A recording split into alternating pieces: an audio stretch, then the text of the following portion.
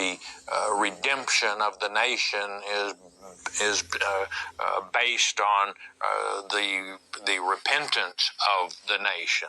Verse 7. We have dealt very corruptly against thee, and have not kept the commandments, nor the statutes, nor the judgments which thou commandest thy servant Moses. And Nehemiah, and he commanded you, and he commanded myself as well. The law applies to all of us.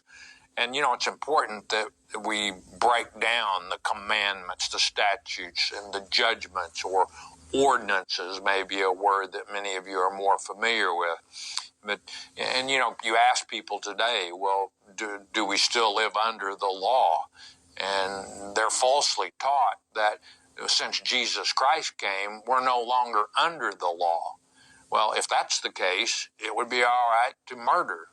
It would be all right to steal. It would be all right to covet your neighbor's wife and his property. That's not the case. The law is still very much in effect, as Jesus would state in Matthew chapter 5, verse 16 and the following verses, where he says, I didn't come to change one jot or tittle of the law, but to fulfill the law. You need a Bible teacher. If you have a Bible teacher, you need one who distinguishes between law, statutes, and ordinances. Well, you might ask, well, what part of Moses' law do we keep today?